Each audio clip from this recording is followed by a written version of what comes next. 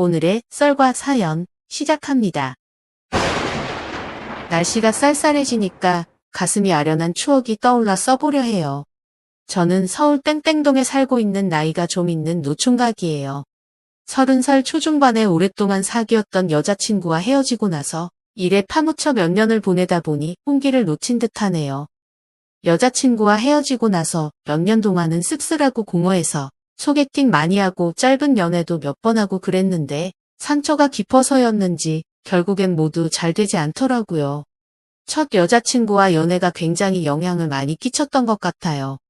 아무튼 몇 년 전부터 낚시와 등산에 취미를 붙여서 전국 이곳저곳 돌아다니다 보니 주말에는 회사에서 일하는 것만큼 바쁘게 지냈었고 금요일에 퇴근하면 거의 취미생활하러 떠났던 것 같네요. 몇 년 전에 진급을 앞두고 좋은 금평을 받기 위해 지방지사로 지원을 해서 1년 동안 파견 근무하고 올라왔었는데요. 나이가 있는데 결혼을 안 해서인지 자신감이 좀 떨어지는 것 같아서 진급만큼은 빨리 하고 싶었거든요. 그렇다고 성격이 이상하거나 외모에 문제가 있는 것은 아니에요. 대인관계가 좋아서 모임이 몇 개 있었고요. 키는 180 가까이 되고 옷 잘 입고 호감 가는 인상이라 여자들한테 대시도 몇 번 받았었네요. 아무튼 연고가 없는 곳으로 배치를 받고 나서 제일 먼저 집을 구하러 다녔고 모아놓은 돈이 그리 많지 않았기 때문에 조금 연식이 있는 아파트에 작은 집을 구해 전세 계약을 하고 곧바로 이사를 했어요. 혼자 살다 보니 짐이랄 것도 없고 냉장고, TV, 책상 정도가 큰 짐이고 나머지는 자잘한 거라 용달차 한 대로 가능했죠. 다음 주 월요일부터 출근하기 위해 토요일에 이사를 했고 용달 기사 아저씨하고 저하고 같이 짐을 옮겼네요. 한참 짐을 옮기고 있으니까 앞집에서 50 초반 정도 돼 보이는 아주머니가 나와서 이사 오는 거냐고 물어봐서 앞으로 잘 부탁드린다고 인사를 하고선 서둘러서 짐을 풀고 저녁 내내 짐을 정리했었네요.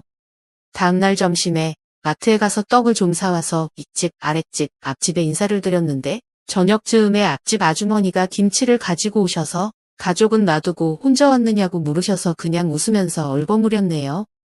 역시 시골이라 그런지 서울하고는 사뭇 다른 정이 느껴졌는데 지금 같아서는 들어와서 차라도 한잔 하자고 했을 텐데 그때는 당연히 아주머니의 가족들이 있을 거라 생각해서 감사하다고 넙죽 인사만 하고 맛있게 먹었네요.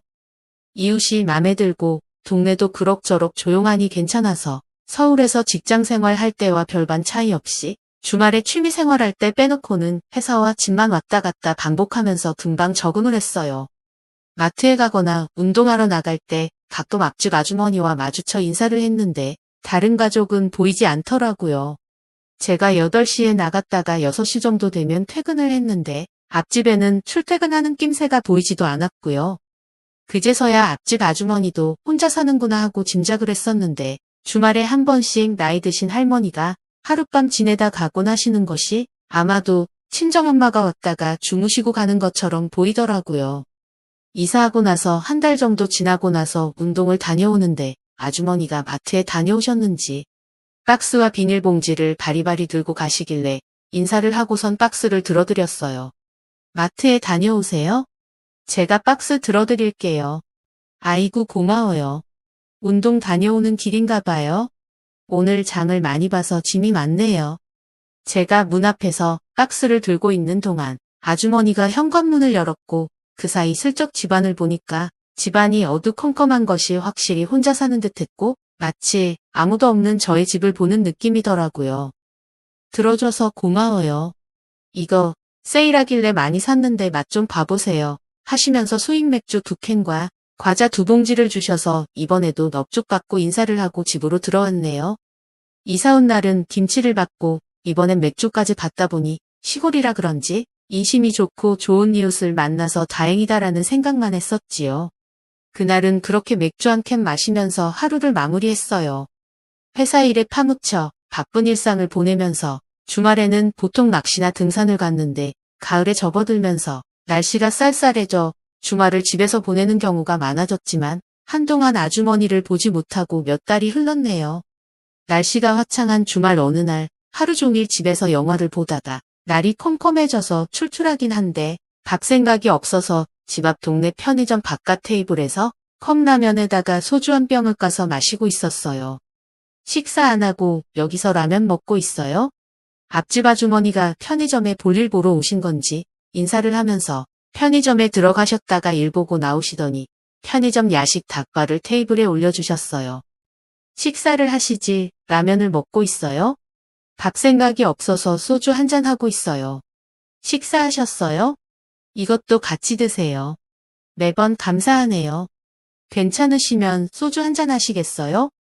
그날 오랜만에 마주치게 된 앞집 아주머니와 가볍게 소주를 마시게 되었는데 나이는 있지만 아직 미혼이라는 것과 시골에 내려온 이유 등과 같은 가벼운 개인사를 얘기하자 아주머니도 개인사를 얘기해 주시더라고요. 아주머니는 마을 외곽 제조공장에 다니셨는데 경기가 어려워져서 오랫동안 다녔던 직장에서 퇴직을 하시고 반년째 쉬면서 구직 활동을 하고 계신다 하셨고 가족 얘기는 하지 않으셔서 굳이 물어보지는 않았어요.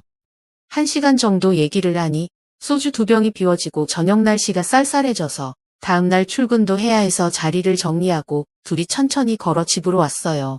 이날은 아무 일 없이 서로 인사를 하고 각자의 집으로 들어갔네요. 이후 편의점 갈 때나 분리수거할 때, 운동할 때 마주치면 편하게 인사하면서 지내게 되었고 며칠 동안 마주치지 못하더라도 집안에서 앞집 문이 열리고 닫히는 소리가 들려서 아주머니를 의식하면서 지내게 되었어요. 어느 토요일 점심 즈음이었어요. 아침 일찍 일어나서 아점을 먹고 집안 청소를 하고 누워서 TV를 보고 있는데 초인종이 울려서 내다보니 앞집 아주머니더라고요. 완전히 다른 모습의 아주머니가 예쁘게 꾸미고 차려입으시고 문 앞에 서 계시더라고요. 결혼식장에 가야 하는데 아주머니의 차를 맡고 있는 차에 연락처가 없다면서 미안하지만 차 좀 같이 밀어달라 해서 주차장에 가서 차를 밀어드렸네요. 경비 아저씨를 불러야지 왜 나를 부르나 싶었지만 굳이 물어보지는 않았어요. 집에서부터 주차장까지 같이 걸어가는 동안 아주머니한테서 좋은 향수 냄새가 나서 한마터면 고개를 옆으로 돌리고 코를 대고 킁킁하면서 맡아볼 뻔했어요. 나이가 있어서 약간 통통하긴 했지만 꾸미니까 꽤나 예쁘장하시더라고요. 표현해보자면 분위기 있고 예쁘장하게 후덕한 중년부인이란 표현이 맞을 것 같아요. 몇 달 동안 살면서 처음 보는 아주머니의 모습이다 보니 굉장히 강렬해서 몇 시간 동안 아주머니만 생각했네요. 혹시라도 아주머니와 인연이 될 수 있을까와 같은 가능성 없을 듯한 생각까지 하면서 아주머니에게 관심이 생기기 시작했어요. 그날 운동을 다녀와서 꿀잠을 자고 있는데 꿈속에서 초인종 소리가 들려서 잠이 깨고 나가보니 아주머니가 서 계셨고 결혼식장 갔다가 오는 길에 전어회를 사왔는데 혹시 식사 안 했으면 같이 식사하자고 해서 처음으로 아주머니 집에 들어가게 되었네요. 집안은 깔끔했어요. 혼자 사는 게 맞는 것 같았고 정리가 잘 되어 있더라고요. 잠시만 앉아있으라 해서 식탁에 앉아있으니 포장해온 전어회를 먹기 좋게 접시에 담아서 앞에 놓아주었고 소주도 한잔 하실 거죠? 하시면서 소주와 잔도 놓아주셨어요. 전혀 준비 안 된 상태에서 자다 일어나 아주머니 손에 이끌려 얼떨결에 아주머니 집에까지 들어와 어안이 벙벙한 상태였지만 소주 한 잔 받고 이게 무슨 상황인 것인가 생각하면서 한 잔 두 잔을 꿀꺽 넘기게 되었네요. 정신이 없는 시작이었지만 기름진 전어와 술이 들어가자 이내 마음을 가라앉히고 낮에 운전하는데 괜찮았는지 누구의 결혼식이었는지 물어보며 소주를 주거니 받거니 하면서 화기애애한 분위기를 만들어갔습니다. 아는 언니의 딸의 결혼식에 갔는데 속이 안 좋아서 식사를 거의 못했어요. 오는 길에 전어가 보여서 먹고 싶었는데 마침 앞집 아저씨가 생각나서 많이 사왔어요. 낮에 갑작스러운 부탁 미안하고 고마웠어요. 많이 드세요. 하시면서 아주머니는 저에게 소주 한 잔을 또 따라주셨어요. 이것저것 챙겨주시는 아주머니가 왠지 누님처럼 느껴지면서 내일 모레면 40인데도 아주머니가 챙겨주니까 괜시리 어린아이가 돼버린 듯한 기분이 들더라고요. 둘이서 소주를 주거니 받거니 하다 보니 5병을 마셨고 둘은 마치 오래된 친구처럼 편안하게 대화를 이어나갔네요. 재작년에 남편하고 갈라서게 됐어요. 독립해서 살다가 지금은 군생활 중인 아들이 있긴 하지만 혼자 사는 것도 좋더라고요. 저는 결혼하려던 여자친구가 있었는데 헤어졌어요. 그리고 제 이름은 김용석이에요. 말 편하게 하세요. 술이 들어가니까 좀처럼 내비치지 않던 민감한 사생활까지 얘기하게 되더라고요. 아주머니는 결혼식에 다녀와서 옷만 갈아입고 머리와 화장은 그대로여서 낮에 저를 설레이게 했던 그 모습이 그대로 남아있었고 눈앞에서 왔다 갔다 할 때마다 향수의 향이 은은하게 느껴졌어요. 아주머니는 주량이 엄청나신지 전혀 취한 것 같지가 않더라고요. 저 혼자만 잔뜩 취해서 얼굴이 빨개지고 혀가 살짝 꼬일 듯 말 듯 하면서 제가 좀 많이 취하자. 전어 많이 좀 드세요. 혼자 지내면 잘 먹어야죠. 아주머니가 웃으면서 저의 입에 상추쌈을 넣어주셨어요. 이것이 문제의 발단이었네요. 몸만 취했지 마음은 전혀 취하지 않았었거든요. 여자 혼자 사는 집에 초대받아서 둘이 앉아 술을 마시고 입에 음식까지 넣어주는데 어떤 남자가 돌부처처럼 가만히 앉아있을 수 있을까요? 그렇지만 저는 돌부처처럼 얼어붙어서 주는 음식 받아먹고 오물오물 씹기만 했어요. 아주머니는 그런 저의 모습이 귀여우신지 우리 또 소주 한 잔 할까요? 하시면서 웃으셨어요. 잔뜩 취해 얼어붙어 있는 돌부처 같은 모습이 귀여우셨겠지만 꾹 눌러왔던 남자의 본능을 억누를 수는 없었네요. 자리에서 일어나서 아주머니에게 다가가 잠시 바라보다가 아주머니 어깨에 두 손을 올리고 촉촉히 젖어있는 아주머니의 입술을 덮치니까 이글거리는 눈빛으로 쳐다보다가 그대로 받아들였어요. 아주머니의 입에서 느껴지는 차가운 소주의 맛이 굉장히 자극적이었어요. 아무 말도 필요 없었어요. 오래된 연인처럼 서로를 껴안고 영화 속 주인공처럼 서로의 감미로운 맛을 느끼는 시간을 가지면서 한참 동안 입술을 맛보고 나서는 그녀의 방으로 옮겨갔고 그 후로는 격렬하게 서로의 욕망을 분출했네요. 그녀의 목청은 신비로웠어요. 물 마시던 사슴의 가녀린 목소리가 나왔다가 맹수에게 쫓기다가 잡혀버린 얼룩말에 울부짖는 듯한 목소리도 나오더라고요. 긴 시간 동안 저의 모든 열정을 쏟아부었고 아주머니도 욕망을 해소하는 시간을 가지고 나서 우리는 그대로 잠이 들었어요. 다음날 아침 일어나니까 아주머니가 해장국을 끓이고 계시더라고요. 일어났어요? 저는 요리하고 있는 아주머니를 뒤에서 살짝 안았어요. 피곤하지 않으세요? 그날 이후로 저는 아주머니와 많은 시간을 같이 하는 관계가 되었어요. 아주머니 집에서 거의 살다시피 하면서 기나긴 첫 겨울을 보내게 된 거지요. 봄이 되자 본사로의 출장이 잦아지고 바빴지만 빨리 일을 마무리 짓고 아주머니가 있는 집으로 돌아오곤 했어요. 예전 같으면 느긋하게 일 처리하고 하룻밤 자고 내려왔을 텐데 새벽에 갔다가 일 마치고 다음날 새벽에라도 내려오곤 했었지요. 주말에는 아주머니와 등산을 가고 낚시도 가고 하면서 대실에서 뜨거운 시간도 가지면서 행복한 시간을 보냈는데 아주머니는 산을 잘 못하고 낚시할 때는 옆에 앉아만 있었지만 같이 있는 시간이 좋다고 하셨어요.